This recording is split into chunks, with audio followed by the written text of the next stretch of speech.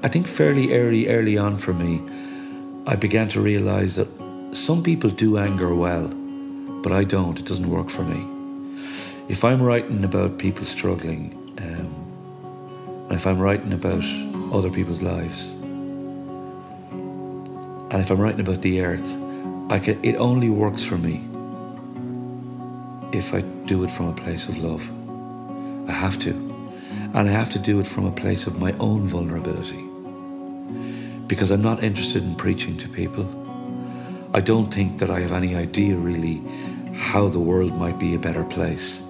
Because in parts of the way I live my life, I'm part of the problem. Hello, I'm Rory McKiernan and welcome to the Love and Courage podcast. I'm delighted to be bringing you this great episode featuring a conversation with Luka Bloom, who is one of Ireland's best known and most respected contemporary folk artists. Originally from County Kildare, Luka Bloom has been singing and performing since the age of 14.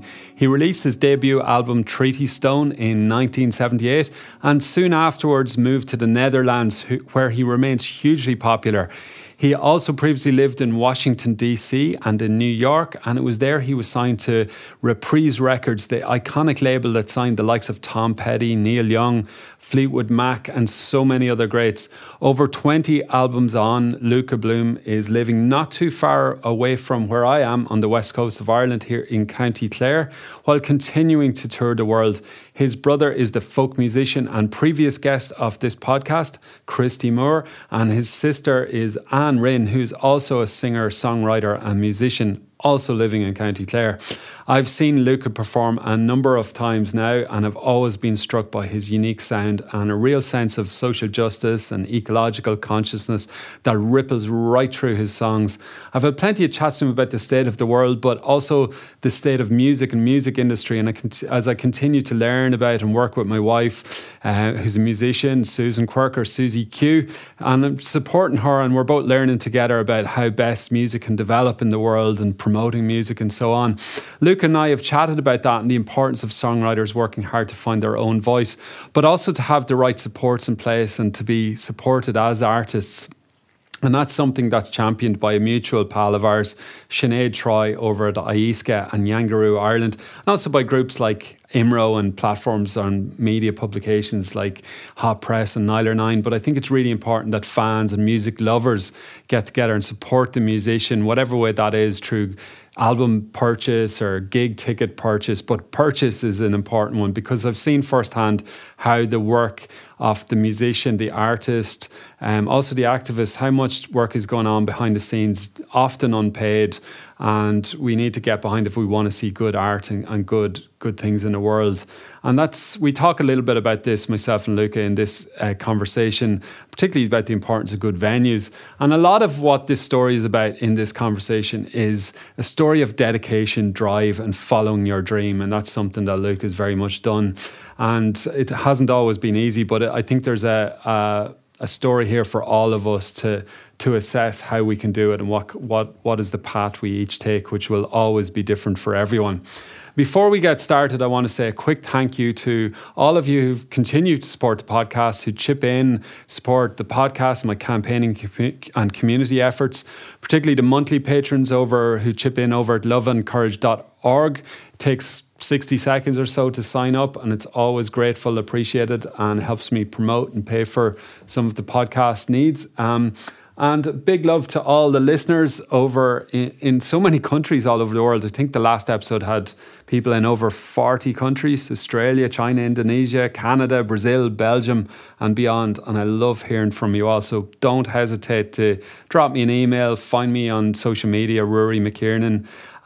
You can email podcast@loveandcourage.org. Independent media has never been so important, and Love and Courage is a real community effort. So anything you can do to support the podcast is always appreciated, even if it's just to say hello. So, folks, that's it from me. I'm going to get started soon.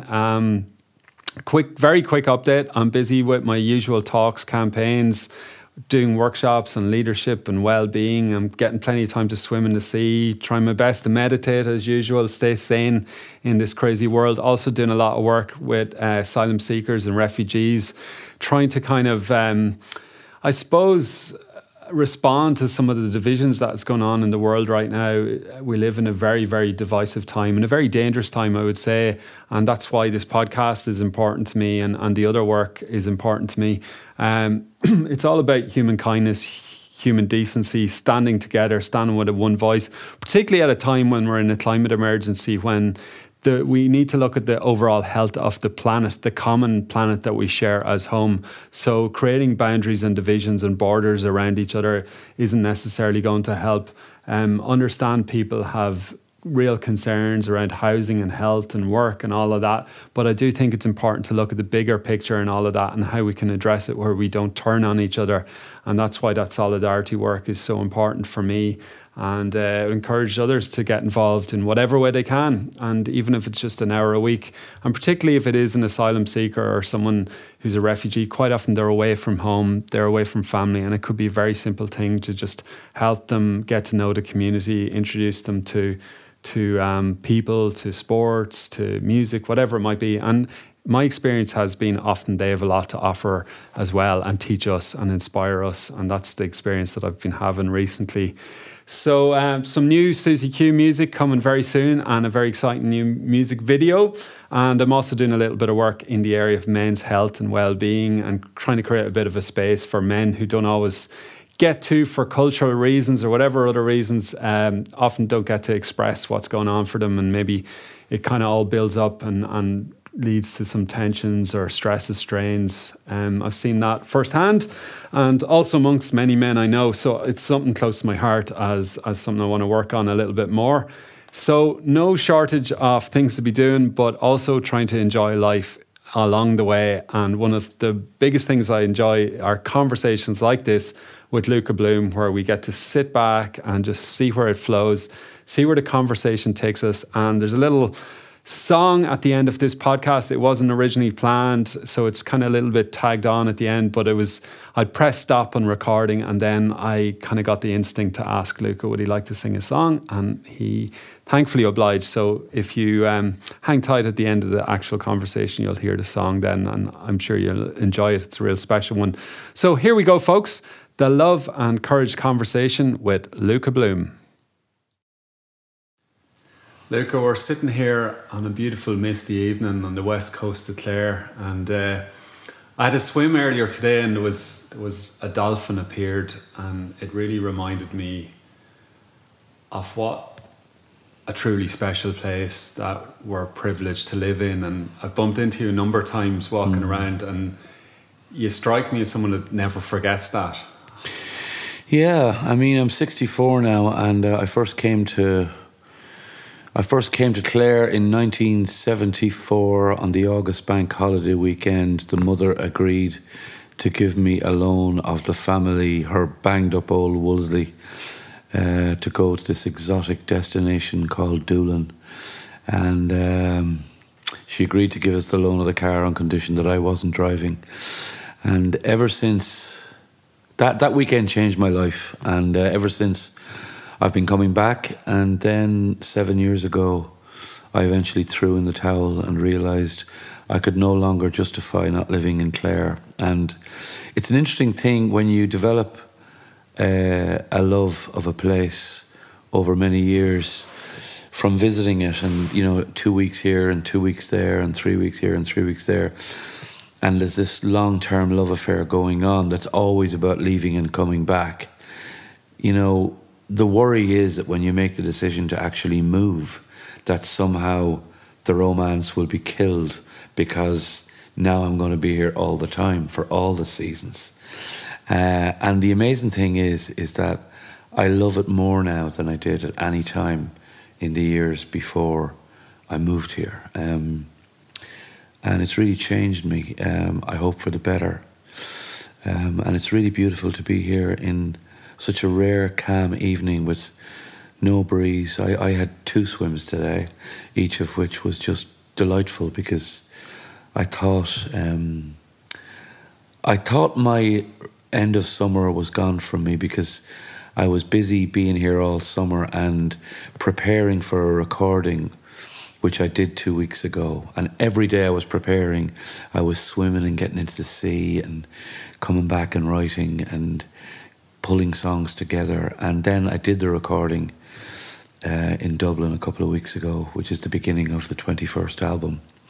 And after it, I got a dose. I probably was a bit run down. And I got over the dose, and then I got a rotten sty. And then the wind got real cold. And I just felt the end of the summer I'm losing the end of the summer. And I want to get back in the sea, but I have to mind myself because I'm going on tour. And then I got up this morning and there was no wind. And the air was warm. And I went to Lahinch and I walked on Lahinch and there was no wind. And then I went and I got the togs and I got into the sea. And I went home and I did about an hour of yoga and then had some breakfast and then I sang for 2 hours. And then it was high tide, so I got into the car and drove over to Tlahan and dived off the rocks with a couple of kids. And it's just came home and sang a bit more, and now I'm just here with you. And this is a real special day. I'm really grateful about this because there's something about saying a proper farewell to summer, and that involves swimming. For me, and because I'm not one of these hearty souls around here that keeps going through the year. I will stop when the water gets too cold for me, but I can feel now the end of the summer is coming. But because I had this day, I'm in better shape to accept the transition. So it strikes me there's a readiness there for what's next, whereas I feel to some extent I'm a little bit in denial or resistance. I have resistance to winter, and it's not necessarily a healthy thing to be holding this type of resistance. Yeah, we've a few steps to go before, you see, if you're feeling that resistance to winter in the beginning of September, you're in danger of denying yourself autumn. Yes, which good is point. Which is spectacularly and the beautiful. presence, yeah. You know, so don't be thinking about the winter. I know it's an inevitable consequence of going indoor earlier, because it's not just that the wind is getting a bit nippier, but the light's fading sooner. Yeah. And so we're coming indoors earlier. I mean, we were out kicking football until 11:15 when you could barely see the ball. Do you remember that? Yeah. Up in Cavan, and I was doing it in Newbridge. You know, the score was 92 to 78, and we'll play whoever gets to 100. Yeah. And it's pitch black, it's 11 o'clock at night, and you're still trying to see the ball. And now we're coming into September, and once it gets past 8:30, you can't see the ball anymore. So there's that, but there's still the autumn to come, and the autumn will be great. But there is this letting go that happens of the outdoor time, because the outdoor time for us is kind of short. You know, it really is May to the end of September. And then it all begins to settle down. Although for me it's different, because I'm a singer and autumn is my touring time. So I've had these couple of months of swimming and reflection and quietness and thinking about songs. And now I have to go off. I'm going off to Switzerland for 3 weeks to sing, and I'll be singing every day for people. And that's part of the seasonal shift for me. What's that mental, emotional, and is it almost like a psychic preparation? Like you're like a sports person getting ready for... Very much so. I'm in training now. I'm in training, and I have been, because I know that next Friday I'm doing a festival with a very well-known Swiss band. I'm on before them in a big open-air festival, and I haven't done too many festivals this year. So I've been at home up there in Les Scanner, practicing an hour-long, full-on set to prepare myself for having to walk on stage for a couple of thousand people next Friday. And it's just pure excitement. I mean, I'm 64, I've been doing gigs for 45 years, and I'm more excited now than I ever was. And that's partly because I've learned how to stop. I don't keep on the road. I stop for long periods. I mean, I'm sure there's a couple of people in cafes around here who are sick of the sight of me coming in the door, because I come in every day or every second day and I'm reading the paper and, you know, arsing around and look like a fella that does nothing, you know, but actually it's all preparation. Yeah, it often occurs to me that much of the artist's work is unseen, isn't it? 99% of it is. Yeah. I mean, with the recording, for example, I'd say for every song I write, that ends up recorded, there's probably another 7 or 8 that'll never see the light of day. And for every gig I do, there's been hours of practice and fine-tuning, because it always has to be a little bit dangerous for me. It has to be a little bit fearful. My concept of hell is a comfort zone. So every time I go out on the road and every time I start writing for a new record, it has to be a little bit dangerous for me, a little bit scary. I have to feel like a complete idiot who has nothing to say for himself, and then to work from that point. I love that. I do that a little bit with my... I do a fair bit of public speaking at conferences or in schools or colleges. Wow. And there's a temptation to roll off the script, you know, and I could easily do that, but I mostly try and be present in the room to what's alive and to push myself more towards the edge, and in that I can find more reality, more life and more connection with who's in the room, and they know that it's real and that it's true, and it might be a little bit clunkier here or there, less slick sometimes. You're describing a gig. What you've just said there describes a gig. Everything you've just said could be said by a singer going on stage. That stuff about being present, being in the moment, being aware of who's in the room, letting it be a little bit dangerous. There's nothing wrong with being prepared, but preparation for me just means that I've been singing. I've been singing my songs. I'm rarely going to do a gig where I'll sing a song that I haven't sung once for 30 years. Like, I'm not gonna, every now and then it happens, but there's a real danger in it, because if I haven't sung it even in my house, there's a chance I'll break down or forget the words. And I think I want to honour the fact that people have bought a ticket, that it's just this level of preparation, preparing the sound, preparing the instrument. But then I never make out set lists. I never make out a set list. I just, now that's not true. I make out set lists when I'm doing a festival gig, because I know I've got 45 minutes to an hour. And you just have to gauge. There isn't as much play time. No, I have to prepare that, because there isn't time for banter. Yeah. There isn't time to, I have to think that through a little bit. Yeah. Whereas when I'm doing my own gigs now, I just walk out on stage, decide when I get to the microphone what the first song will be, and take it from there. And that's, you've really very beautifully described what I would want from an experience of a gig. My philosophy of gigging is really very simple now, and that is that I'm very conscious that someone who's bought a ticket for a gig in 2019, they're leaving home. Some of them have had to get a babysitter. They're driving somewhere, they hope they get parking. They've bought a ticket or two. And, 2 or 3 hours out of someone's life that's serious. That's serious commitment to give to someone, including the purchase of the ticket. And I'm really, really conscious of that. That's what I mean by the importance of the preparation. It's just to have that respect for the person who's bought the ticket, to know. And this is an interesting thing I find about gigs, is that I find people are unbelievably forgiving. So in other words, if I'm sick, sometimes you have to do gigs when you don't feel great. That's okay now, because once I make the decision to make the commitment to do the gig, I know I'm going to do my best, and I'll joke about it to begin with, so that people won't be wondering, God, is he off tonight or something? I'll just say it. Look, there'll be a little bit of sniffling, there might be a bit of sneezing, but I'm going to give it my 100% as I can in this moment. People will 100% forgive that. There's one thing. Audiences are very intuitive. They know much more than we give them credit for. They will not forgive someone who doesn't want to be there. Mm-hmm. I've been in that audience, yeah. So the very least the audience deserves from the person walking on stage is that they want to be there. And once the audience knows that you want to be there, they'll forgive illness, they'll forgive technical problems, they'll forgive the forgetting of words, they'll forgive all kinds of stuff.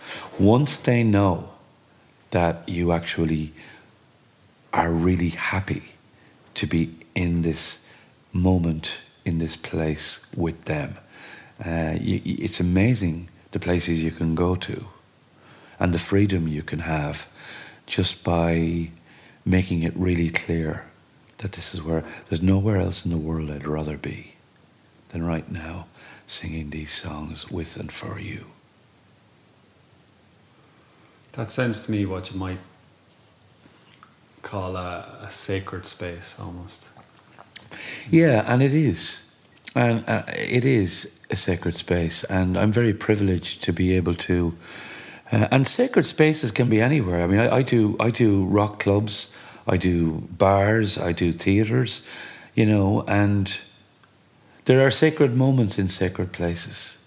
Like, for me, interestingly, one of the most sacred moments around a gig, you arrive at the venue, you've never been there before.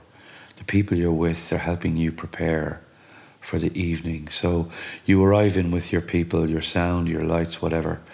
And then you meet the people who are working in the theatre or the club or whatever it is. And so you're meeting them for the first time. And you've got maybe 2 hours to prepare this space that you've never been in before, to welcome people, bring them in and make it right. And so you work hard to get the sound right, and you make the stage look good. I always insist on having a bunch of flowers on stage, so you have that, and you set the lighting. My lighting is really, really simple, but I want to get it right, and it has to be a certain way.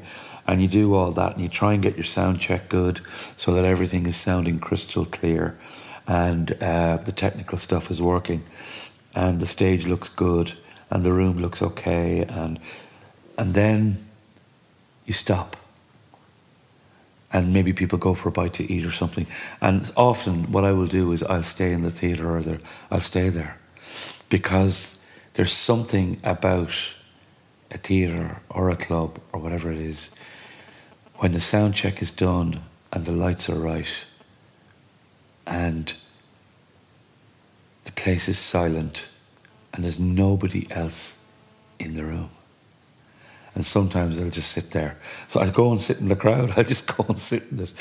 And it is church-like. It is just because an hour later people are starting to stream in. And it changes, the dynamic changes. But it's... do you know the way if you walk into a restaurant or a cafe or something and, you know, there's a nice flower on the table and the lighting's been... People have put thought. They've put thought into... I can usually tell within 5 minutes of walking into a venue what the gig is going to be like. Mm. I can tell by meeting the person who's there, or, you know, just by walking into the space. I can tell by the look and the feel and the atmosphere. This is going to be a challenge. It's going to be an uphill struggle because we're going to be struggling against elements that are not of our making. Or this is going to be really magical because the people who work here care about it being magical. It's all about caring for the person who's bought the ticket. And sometimes people can be mixed up and confused about that. They can think that such and such an artist is difficult because they're perfectionists and they want things to be right. But most of the time that artist, singer, performer, whatever it is, they're thinking of the person who's buying the ticket and they want that person to have a special experience. Do you feel that... I might call it like a love, like the love is the extra ingredient beyond the lights and the sound and the door. It's not the extra ingredient, it is the main core ingredient. Yeah. I've been to so many gigs though, particularly in Ireland, where, you know, they've oversold it, or there's a grumpy guy at the door, and I kind of just been disappointed too many times, and it's made me go to less gigs. What is it you find disappointing? What disappoints you? I feel like I'm sensitive to the whole experience of the gig, you know. So it isn't. Of course, it's like a restaurant. It's about the food, but it's not. It's the whole thing, you know. If the food is the key, really, but if you've a grumpy waiter, it's not going to help the food, is it? I don't know. It feels like a lot of the venues aren't fully in sync with their purpose. Maybe that's pretty well put. Are you talking? I'm going to the wrong venues. Are you talking about venues where drink is being sold? I am. Yeah. Look, I could name venues. Not going to bother, but It's you know what it's like. It's like what you said. You have to keep dangerous, but it's also about staying alive, staying connected with what you're doing, respect, and perhaps some longer established venues got established and they just roll off and churn them in, churn them out, and they kind of. Are you talking particularly about Ireland? Yeah.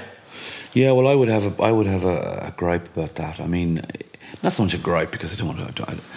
It's not even a gripe because it's the reality. It's the truth. It's the way things are, and it's a bit sad to say. I mean, this country of ours is known throughout the world for the music and for the amazing people who for generations, not generations, but decades at least, who've been bringing songs and music to the world. Like if I've gone into apartments or flats in Hamburg or in Zurich or in New York or San Francisco, and you look at someone's CD collection, and you're going to find a good smattering. It could be Van, it could be U2, it could be the Cranberries, it could be Christy, it could be whoever, it could be Sinead, but we live in a country that's known for the quality of soulful music. From different genres, and it is really unbelievable actually for a country with such a small population that it's so incredibly well represented throughout the world and loved actually as a place where where people want to create the best of music, but there isn't the infrastructure to serve that ever emerging talent. It was like this in the 70s when I was trying to ply my trade at the beginning before I had any record deals or anything like that. There were so few places to play and I was so grateful. I maybe didn't appreciate it enough at the time, but during the 70s the only gigs I could get were in the folk clubs, small folk clubs that really gave me a platform, places like the GAA Club in Douglas, which gave me my first ever gig in Cork.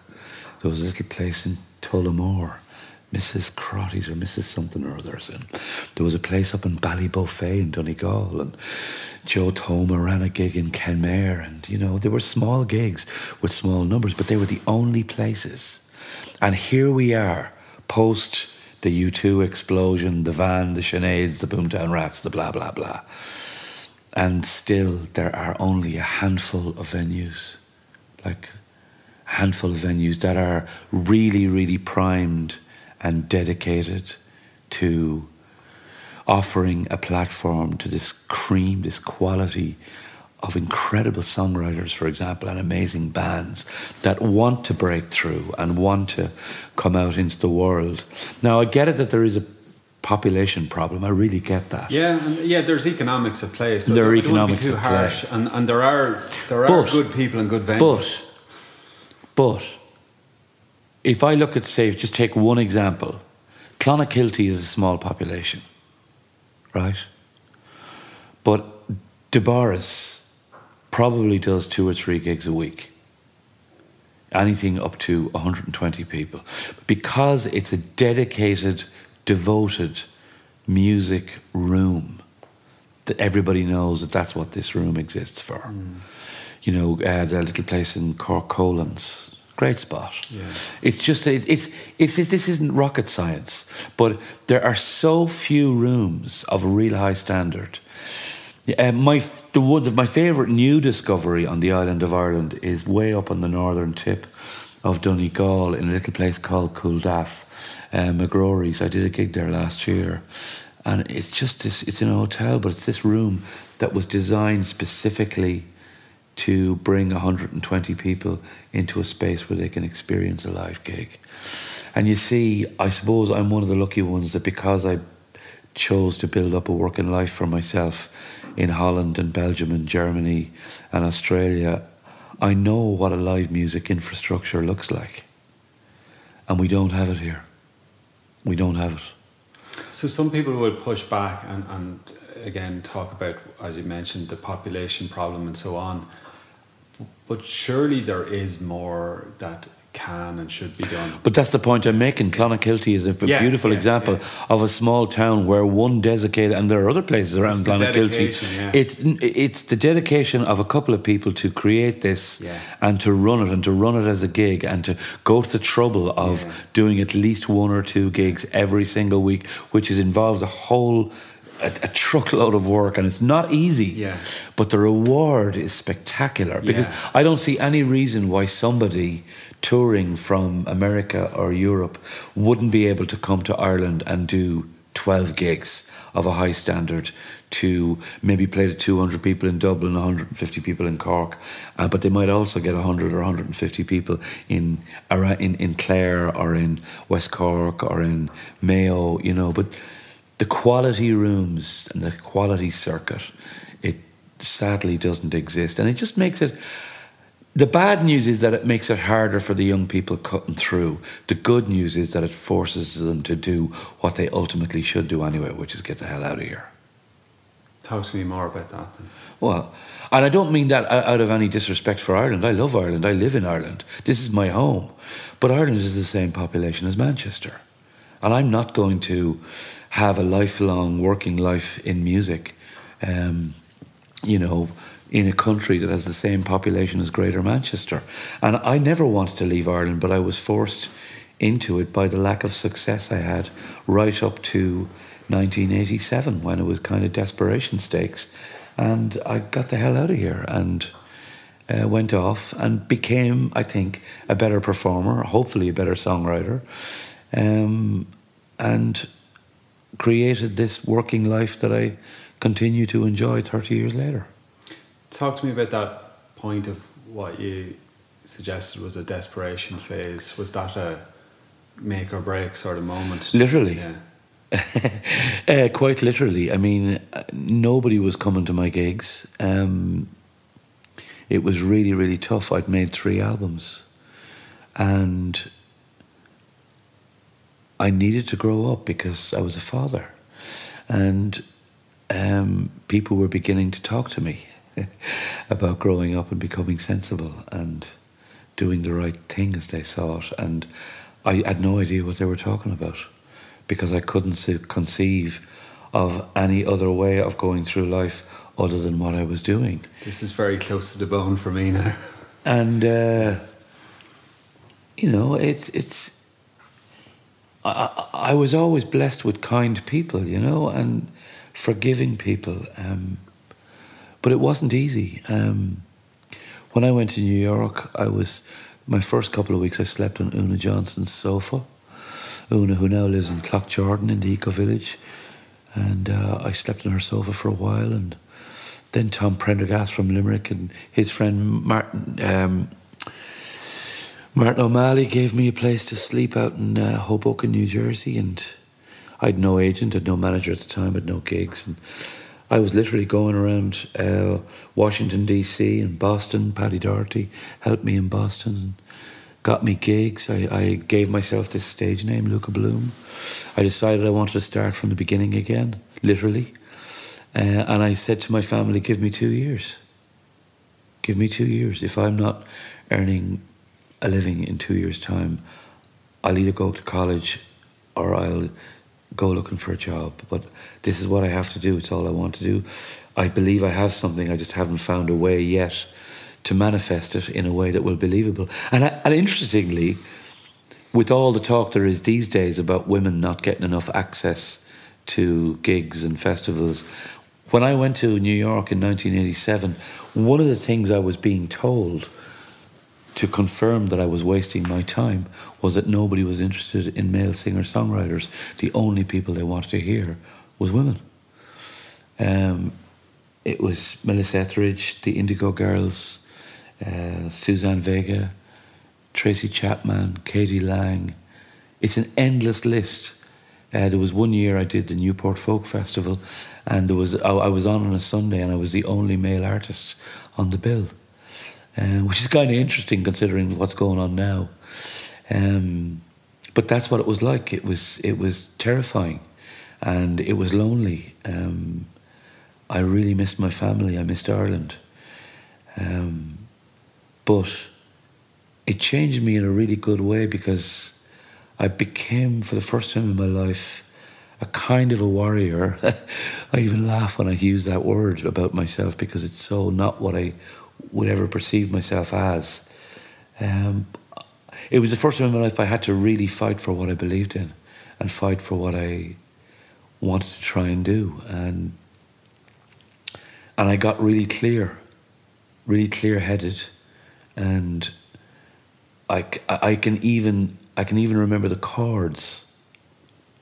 I can remember the sound I created on my guitar, the sound that I wrote with, that led me to songs like Gone to Pablo and Delirious, You Couldn't Have Come at a Better Time, The Man Is Alive, Exploring the Blue. I remember the actual sound of the instrument. And it was a weird thing. I was never the greatest guitar player. I was never the greatest singer. I was never a great writer. But there was something happened at that time where these elements came together for me. And what I ended up with was someone who was standing on stage with a black guitar that didn't sound like anyone else. And it happened to be in New York. And was this like sort of Sinead territory? It wasn't Sinead, but it was about a quarter of a mile from Sinead. Yeah. It was just before Sinead. I think Sinead happened in 1989, but in 1988, I was doing a residency in a bar on Bleecker Street, run by a fella from Dublin called Alan Whelan, who hadn't a clue who I was. And he gave me a gig, and he heard me, and he couldn't believe that I wanted to play there, because he loved what I was doing, and it wasn't really a music kind of a bar, but it had a stage, and they did music at weekends. But I wanted that to be my place, because it was on the street where everything was happening, but I didn't like the venues that were cool. I just didn't like them. I didn't like the bitter end, because you got 20 minutes and there was a kind of a cockiness in there with the people running the place that I just didn't like. And what I liked about the Red Lion was that it was nondescript. It was a blank canvas. They had 3 or 4 televisions.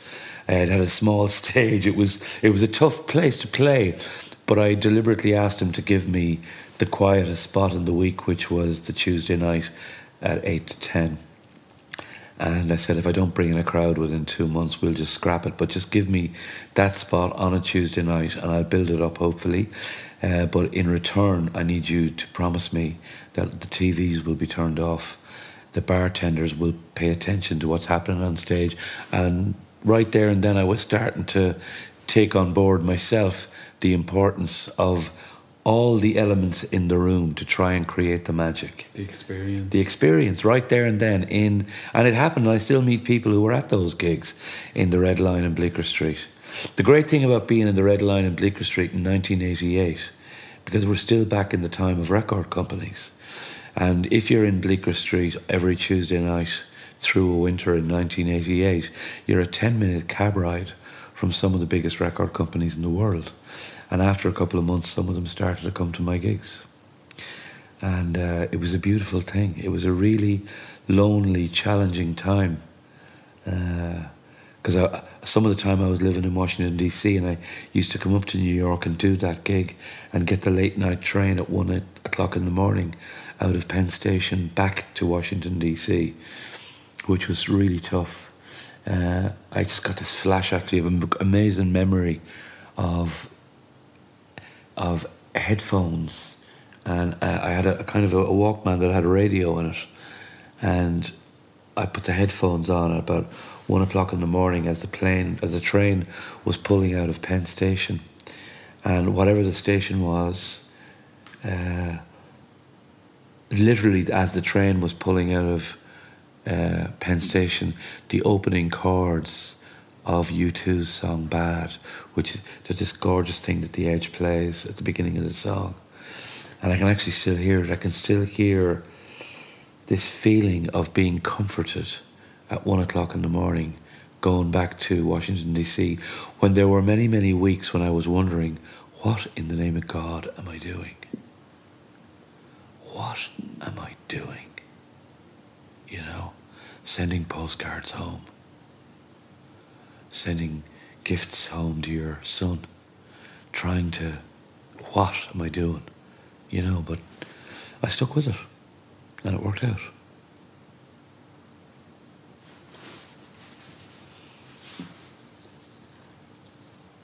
think there's something in there about the resilience. That's the word. That's the word my mother used. Yeah. I mean, it's a bit of a zeitgeist conversation, and a lot of the right-wing forces like to employ it or deploy it for dismissing sensitivities in people, you know, and saying that they're snowflakes and they're not resilient and so on. But particularly for anyone with a dream that they aspire to reach, there simply seems to be no other way but to go through the fire, and we all have to go through our passage somehow. I went through many passages. I mean, you know, I really thought when I was recording Treaty Stone in Keystone Studios with Brian Masterson, and my brother Christy produced it in 1977, I thought, you know, Treaty Stone, Barry Moore, Mulligan Records, this is it, this is the beginning. But, you know, it and the next two albums, between the three of them, didn't register even anywhere with anybody, anywhere. Every now and then I come across someone who has a vinyl copy of Treaty Stone. How close did you get at any one point to going, right, I'm going to do the so-called responsible thing? Or not even close. Not even close. No. When I realised that didn't happen, the next thing was to create a band, and I created a band called Red Square, and I like to joke that we did great rehearsals. And we did a couple of great gigs as well, but we just it never happened for us. But the beautiful thing about that phase was that, which coincided with the time that I quit drinking, was that it brought me from sitting apologetically with my eyes closed as a folk singer who was writing songs to a guy who was very uptight and neurotic, but standing up and moving and playing a plugged-in acoustic guitar with some lovely musicians in a band. And after 2 or 3 years of that, there was a particular 3-week period when I was up in Annamecarrig trying to figure out what the name of God, what's the next epiphany? Where is it? Because something has to give here. I can remember I wrote about 5 or 6 songs in the space of 2 weeks. That kind of changed everything.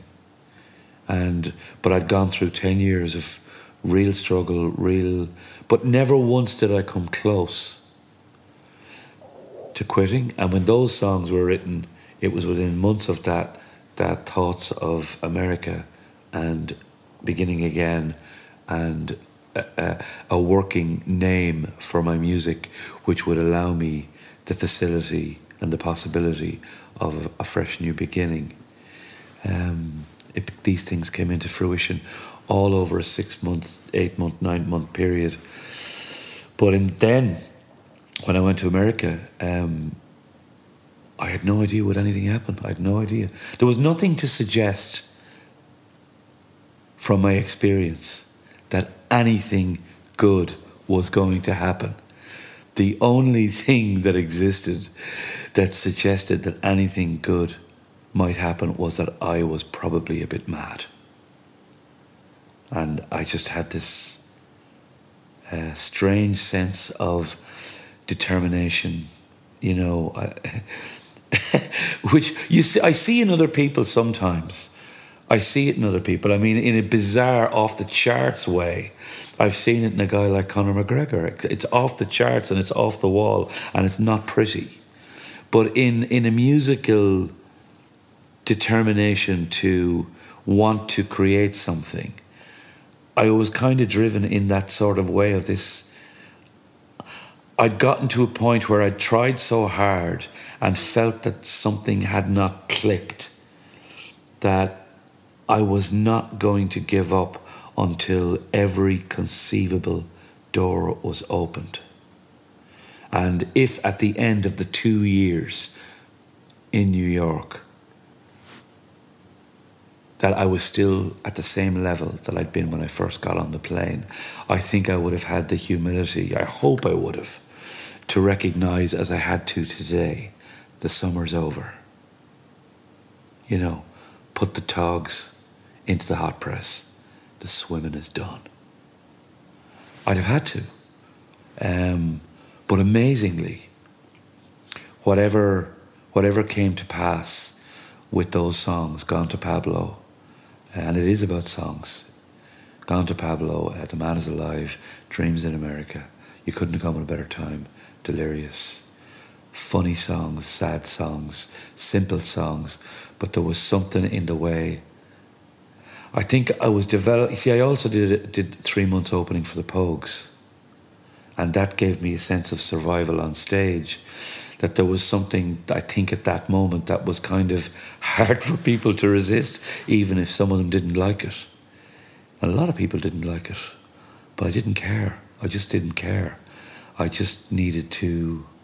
I never could have imagined when I got on the plane in 1987 that 2 years later, this time 30 years ago actually, I would be in New York recording on the same label as Neil Young, in the most beautiful studio I've ever worked in, with beautiful producer and beautiful musicians, making this album called Riverside, which on the 1st of February 2020 will have its 30th anniversary. That's beyond my wildest dreams. I could never in a million years have imagined that that was going to happen to me.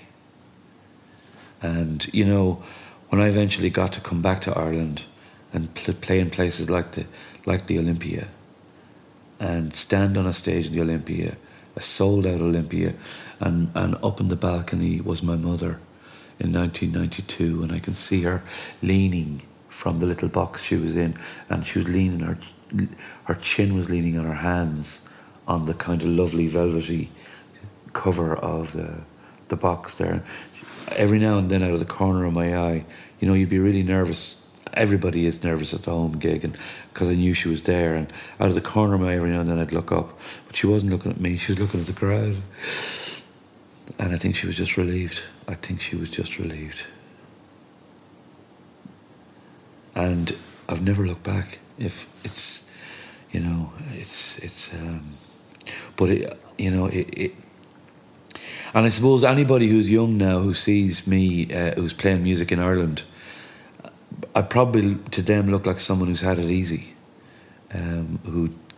The way I'm working, doing the gigs in Holland and Belgium, and going off to Switzerland, and then coming back here and going for a swim and writing, and maybe doing a Wednesday night in Egan's in January or something like that. Well, you know, we were talking about the rugby or GA or whatever sport. You know, these are warriors or athletes that get on and perform for 70 or 80 minutes, and that's what we see them. We don't see them at 6 a.m. running through the rain and eating and sacrificing, and you know, so and then being told they're not going to be on the plane. Yeah. I think for me a lot of that, and I'm lucky to have gotten to know a good number of athletes. It's just these lessons that we should never necessarily judge others and what might even be perceived as success, in the sense that there can be a green-eyed monster. I think I'm getting at something around that. I'm going, well, would you look at your man, you know? And there is that tendency, and I would have elements in myself every now and then. Isn't it well for him? You know? I wrote a song about that actually. Did you? I did when I was in New York, yeah. I was doing a gig one night in New York, and there was an Irish guy at the gig. It was about 1990, say, maybe 1989, 1990. And I was really struggling. I was really lonely. And I might have been maybe a bit under the weather with a cold or something, and doing a cold gig in a club in New York, and there was a guy there who was maybe had a few drinks on board, and he just, there's a way certain guys can look at you and you know, I feel like I know this guy. You just know, you don't know exactly what he's going to say, but you know it's not going to be something you need to hear. And he just looked at me and he kind of went, well for you. And it really cut right through me, because he had no concept. I might have had a good gig, there might have been a nice crowd there, and whatever was going on in his life, and he was making the comparison without knowing anything about me or what I might have gone through that day, or the phone call I might have had home that day that might have had me in bits on the inside, but wearing the game face on the outside, because you owe it to the people that have come along to give them the best show, no matter how you feel yourself.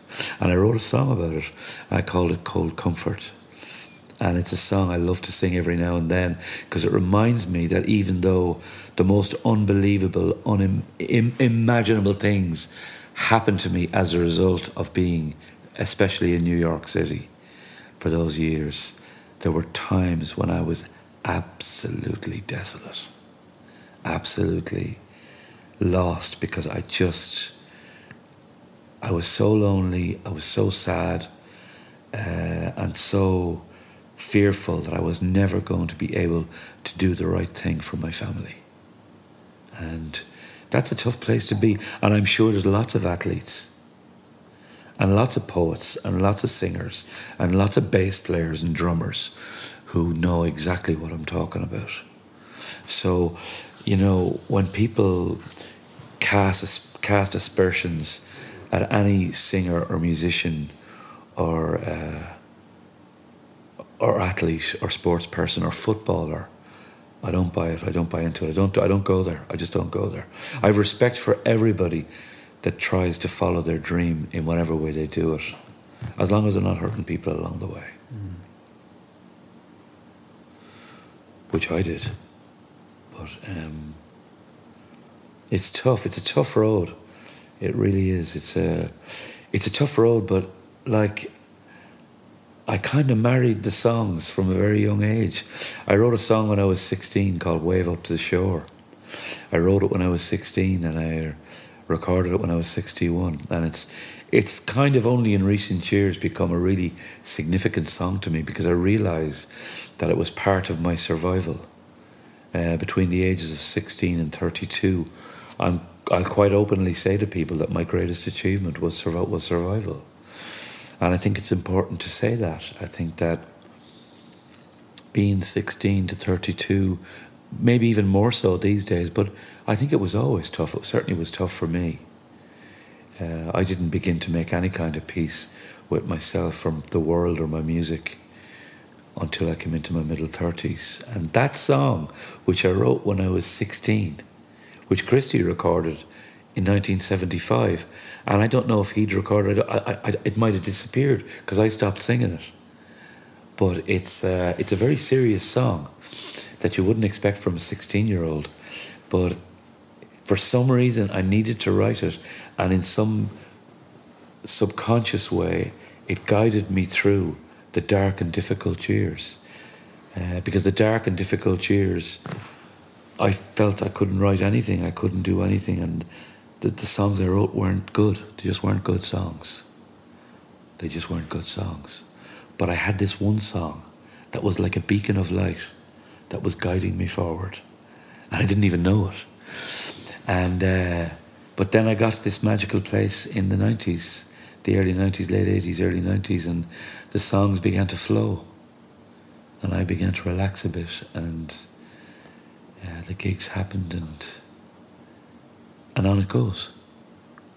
But it took me about 15 years to get to the foot of the mountain.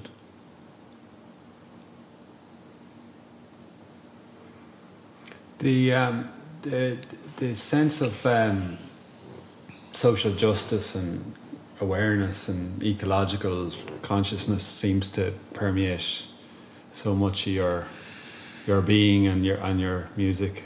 I'm wondering where that comes from, or it's a beautiful thing, and it's part of this thing I was talking about with survival. I think I was so lost as a young man that I was very self-indulgent, and this came through in my writing. And I talked a great song, but I was struggled to do the work because I was all over the place, and I was struggling with a bit of addiction and stuff as well. And so, but I managed to write Wave Up to the Shore before that really kicked off. And I always wanted to mean well, and I always wanted to do good, because I grew up in a family of caring people, and I grew up in a house where, you know, there was a lot of talk and action in my house around areas of people who are struggling. It was always significant part of my life because of my older siblings and my mother. And so, but what came through in all my early songs was my own just being all over the place and self-centeredness. And there's an element of that about youth that's kind of natural, but it didn't serve me well. And I'm really glad that as I began to recover and come out into the world in a different way, that I continued to be aware of the struggles of other people and be aware of how I felt about what was happening to our earth as far back as the late 70s. I just began to write differently about that, and that would change, because sometimes you'd write angry songs. But I think fairly early on for me, I began to realise that some people do anger well, but I don't. It doesn't work for me. If I'm writing about people struggling, and if I'm writing about other people's lives, and if I'm writing about the earth, it only works for me if I do it from a place of love. I have to. And I have to do it from a place of my own vulnerability. Because I'm not interested in preaching to people. I don't think that I have any idea really how the world might be a better place. Because in parts of the way I live my life, I'm part of the problem. I'm part of the problem of climate change, because I fly to Australia to do my gigs. I drive to do gigs, you know.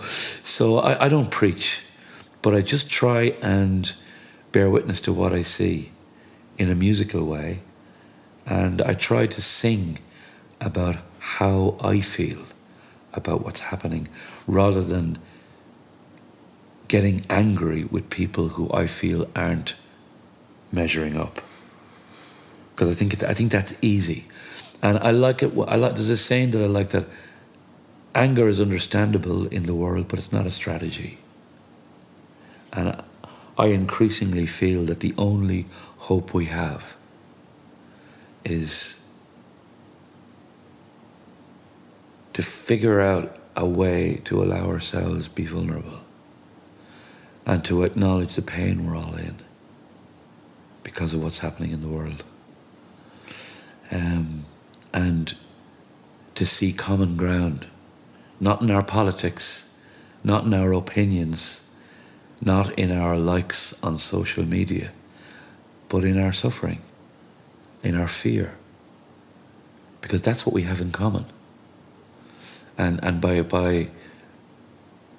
that's the job of the song for me. That's the job of the song, is to try and manifest that, is to manifest my own vulnerability. If you like, I'll give you an example of what I'm talking about. So, the Gulf War is coming. It's 2003. And the biggest demonstration that ever existed in Ireland, the anti-war demonstration, happens, as happened in London, as happened all over the world. I mean, I think literally millions of people in January or February protested, and all over the world. And it was clear after that. I woke up the following Monday morning, and I had this combination of absolute terror and anger and just hurt and sorrow and sadness, because I realised that it didn't matter how angry we were or how much we protested, that the people who wanted that war to happen were going to make it happen. It was decided long before any of us got to take to the streets, and all our anger and all our rage was going to get us precisely nowhere, because Iraq happened in the most awful possible way. And that was heartbreaking, to wake up a month before the war began and realise that it didn't make any difference. And that day I just said, what'll I do? I'm on my own in the house I was living in Kildare. What'll I do? And I just said, I don't know why I asked myself this question. I said, what would a child say? And I tried to write a song with the vulnerability of a child and with the simplicity of a child. And already I'm in my 50s at this stage, but I felt in that moment it was to be honest to myself and just say, this is how I feel. This is what I have to say. And I wrote this song called I Am Not at War with Anyone. And I sing it in the gentlest voice imaginable. And like, I love to start gigs with it. And the following June, I was doing a gig in a tour in America. And I didn't want to do it because I was just, there's a kind of an ugly nationalism that kicks in when America goes to war about respecting and protecting the troops. It's a great trick that they've learned since the Vietnam War, is to make people feel guilty for opposing the war, because that means you don't support our troops who are fighting to keep democracy alive and all that kind of stuff. So it's a really clever ploy that the system has to keep people on board, even with a completely inappropriate and particularly despicable war that Iraq was. So I knew I was going into that environment where it would be difficult for anyone. They've made it very difficult to protest, because protest was what killed the Vietnam War. And they made sure that wasn't going to happen again. And I was going to America and I was really fearful, really frightened of it, because I'm a fearful person. And I arrived, the first gig was in Washington, D.C. And I was nervous. And I said to myself, what will I start this gig with? And I just said, feck it. And I didn't say anything, I just walked out on stage and went straight into I Am Not at War with Anyone, in a really soft voice.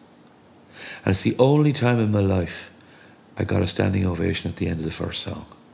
It's the only time in my life it's ever happened. And I realised something in that moment about the power of connecting with people through honest vulnerability. It really, and the power of emitting and emoting in a soft voice. Because the natural impulse when you're hurting is to hit out and be angry. And it's understandable. The rage about Brexit at the moment, the rage about the border stuff in America and all that. It's all understandable. It's all... And different people are angry. Nationalists are angry. Racists are angry. People are angry about climate change. And it's all understandable.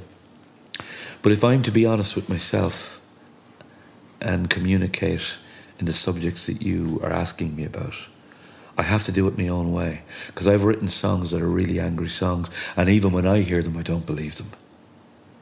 Because it's not me. It's not my way.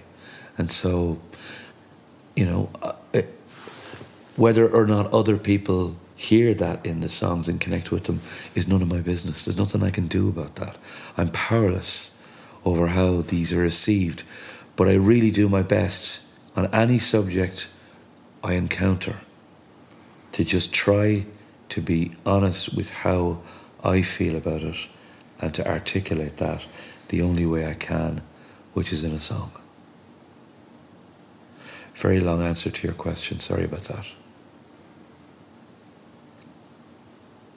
Are you really sorry at all? I'm not sorry. I think it's a perfect answer. No, I think it's a perfect. There's a reason I talk like that about this, because I've always been conscious of the possibility of being portrayed as angry or a protest singer. Like, what the... Yeah. It labels, the boxes people want to put you into so that they can dismiss you. Yeah. And, of course, yeah. And at the end of the day, it just took me a while to get to this. Will you just be yourself? Will you just... That's what I meant when I said it took me 15 years to get to the foot of the mountain.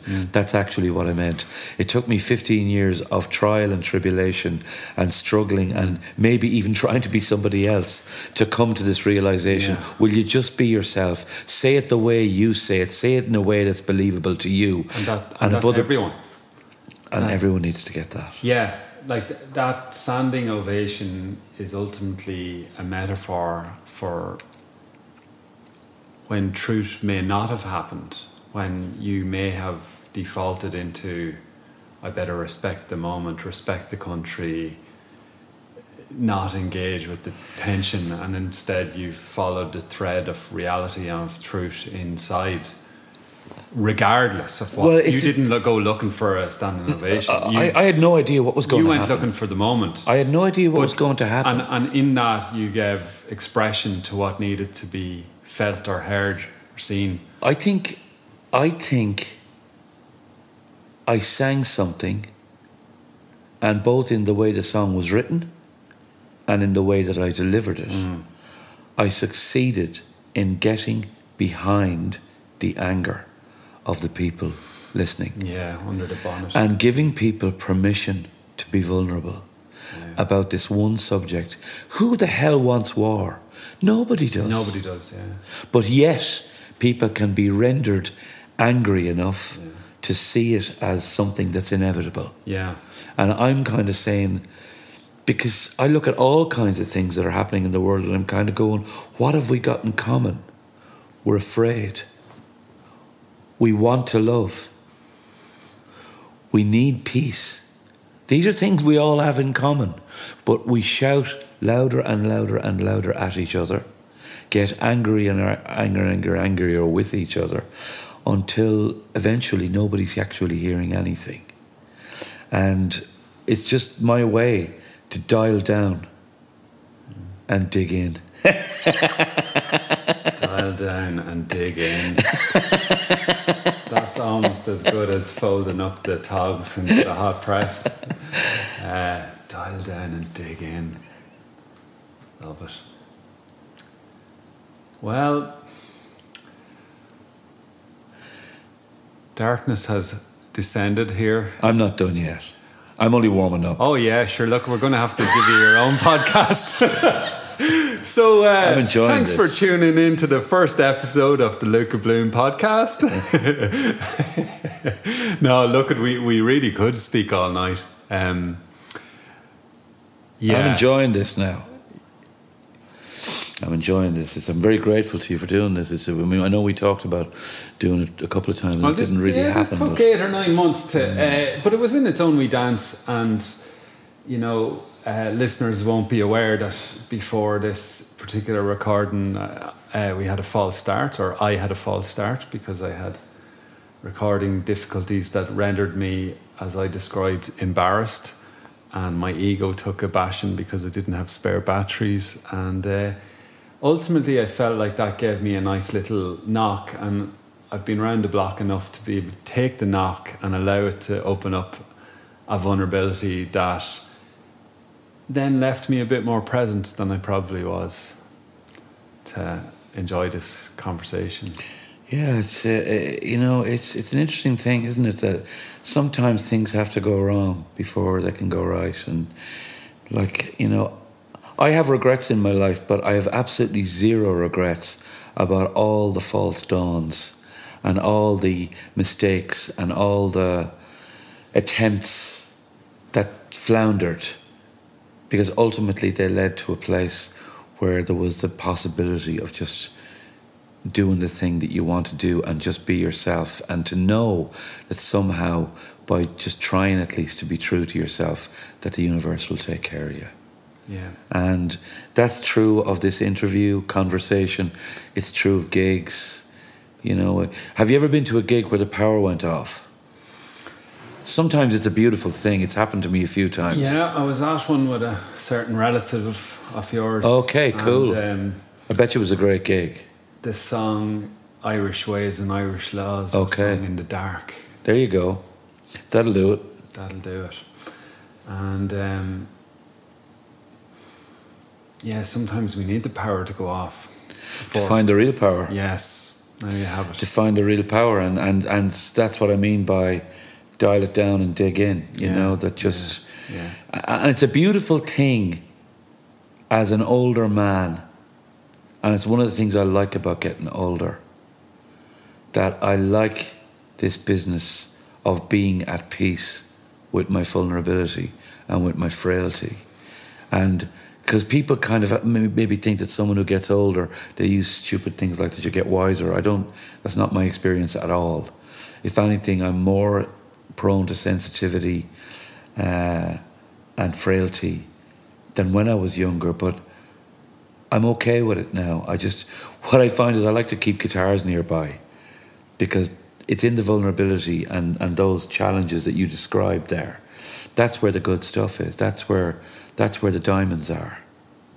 I mean, some of the best songs that I still love to sing, that I'm most happy with, are the songs that come out of moments of profound, deep vulnerability and sometimes pain. And I'm in so much pain that over something that's happened, that I don't have time for the intellect to come in and get in the way and to mess it up by trying to be clever or smart.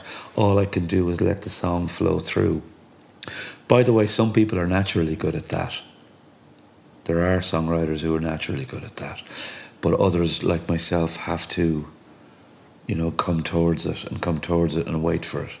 And but it's beautiful. It's a beautiful thing. I think this is an important time to be vulnerable, particularly for men.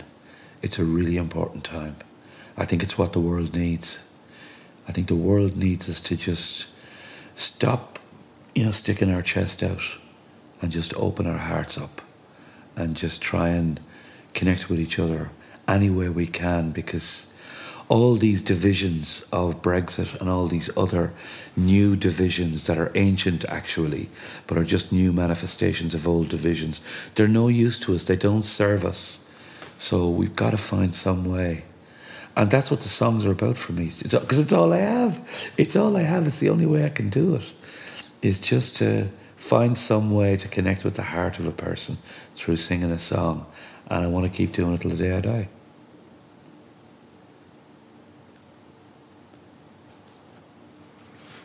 Long may you sing, Luka, and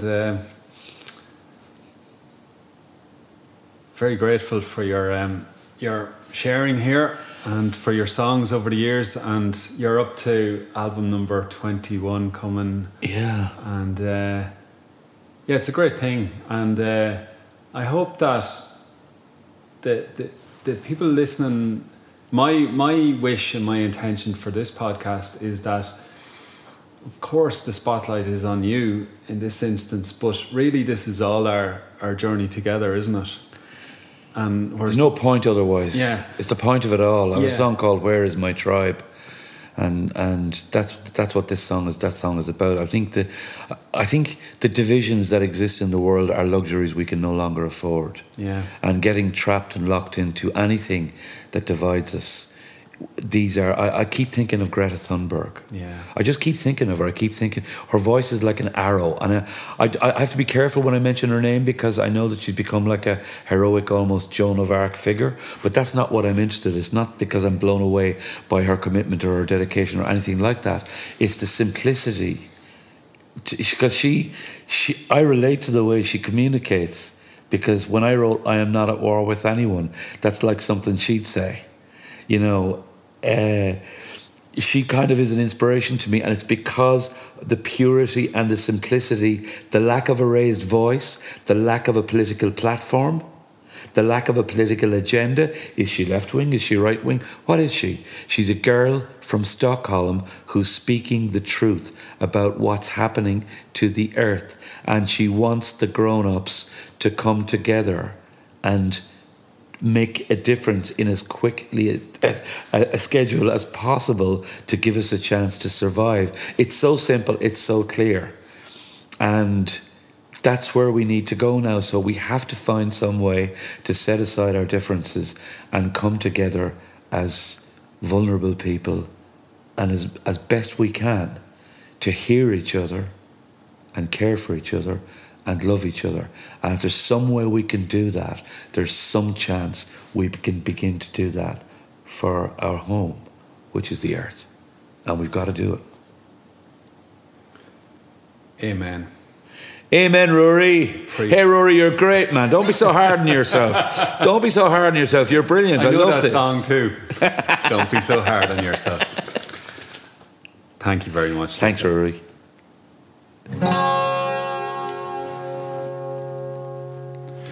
The daffodil is born and rises in the spring. It opens out its beauty to hear the cricket sing. But as quick as it does grow, it decays away so soon. Before the summer sunshine has reached its golden noon. Before the summer sunshine has reached its golden noon.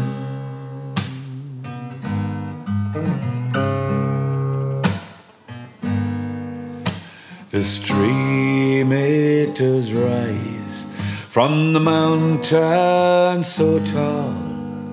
It swells into a river and gently it does fall. It meanders through valley, through city and through town. But in the boundless ocean, this river it is drowned. In the boundless ocean, this river it is drowned.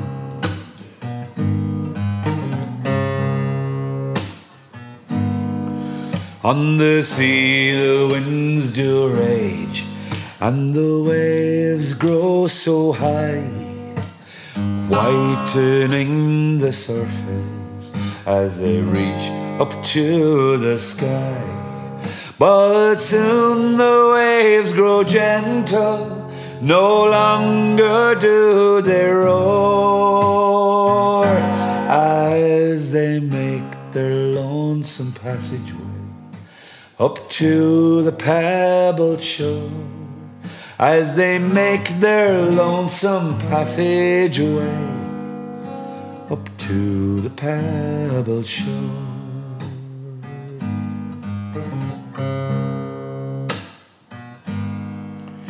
If I was like the daffodil, so fair upon the ground, or like the winding river with its sweet and mellow sound, like a wave up to the shore, like a river into the sea, I would lay down in my resting place, contented there to be. I'd lay down in my resting place, and contented I would be.